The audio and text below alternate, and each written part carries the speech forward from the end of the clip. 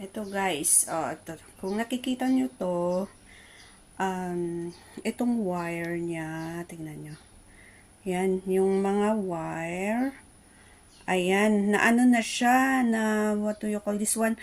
Nabuksan kasi yan, yung ano niya. Tapos pag nagdikit yan, siguradong magkakasunog. Mag-i-spark yan. And then, masusunog. So, lalagyan natin ng electric tape or anong tape to, basta itong nakita ko.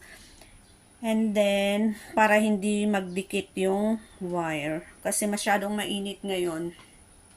Sabi ng amo ko is, sana gagamitin niya nung nakaraang araw. Sabi ko, wag mong gamitin yan kasi merong hindi na okay. Sabi ko, and then sabi niya, itapon mo na. Sabi niya, nasasayangan naman ako guys. Hindi naman sila mayaman.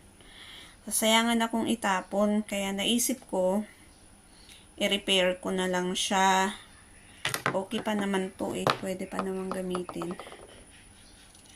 Ito lang talaga ang problema.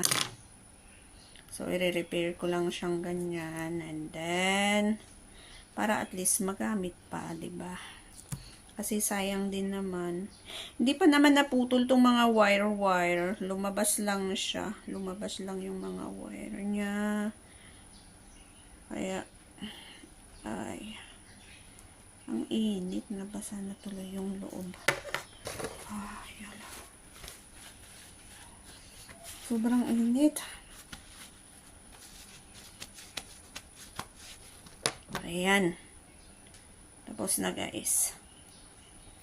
Babalik na natin sa kanyang this one. Ayan. Init talaga, mainit. Ayan.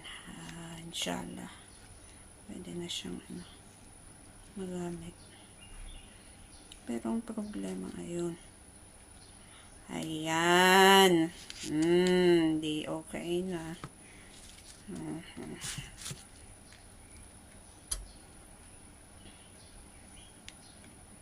Let's try natin guys. Tapos mamaya videohan ko kung gumagana na ba or hindi. For the meantime, bye-bye muna. Ayan.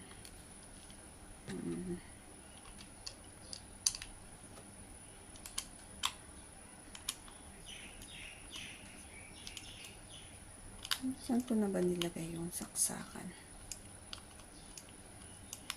Bye for now. Ayan guys, gumagana na siya, di ba? Galing no. Ayan, gumagana na siya. Alhamdulillah.